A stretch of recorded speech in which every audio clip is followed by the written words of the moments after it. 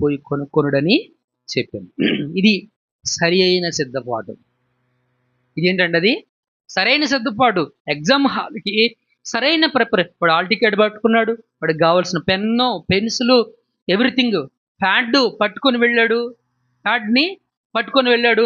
వాడి నెంబర్ వాడికి తెలుసు, వాడి నెంబర్ ఎక్కడ వచ్చిందో చూసుకున్నాడు, వాడి సీట్లో వాడు కూర్చున్నాడు.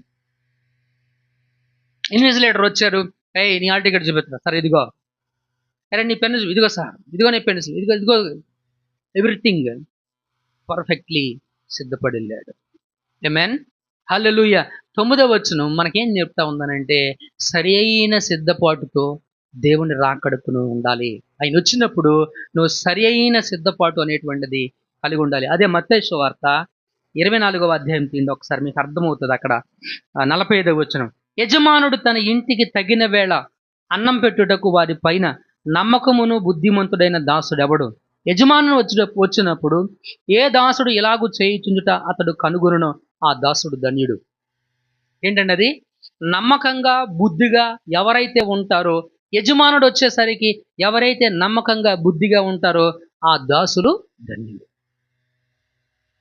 9వ వచనం మనకు అదే చెబుతా ఉంది. నమ్మకముగాను బుద్ధిగాను మనం ఉండాలి. ఎలా ఉండాలండి? మనం నమ్మకంగా ఉండాలి, బుద్ధిగా ఉండాలి. అవును, రమణమ్మ గారిని నమ్మొచ్చు, అవును మణమ్మ గారిని నమ్మొచ్చు, yes she is very good, faithful. అలా నమ్మకంగాను బుద్ధిగాను ఉన్నటువంటి ఆ దాసులకి ఏం చేస్తాడంట?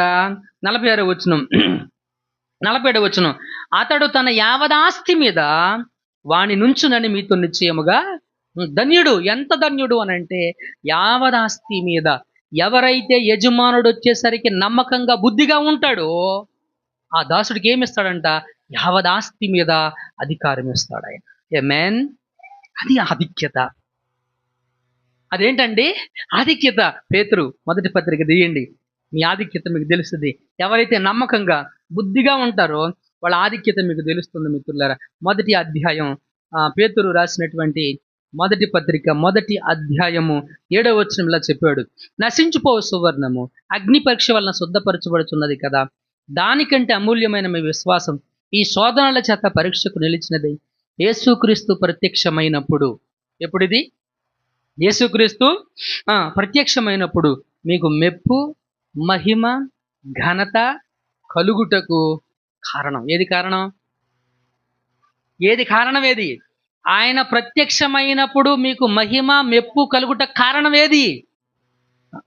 ఏది? మీ విశ్వాసం.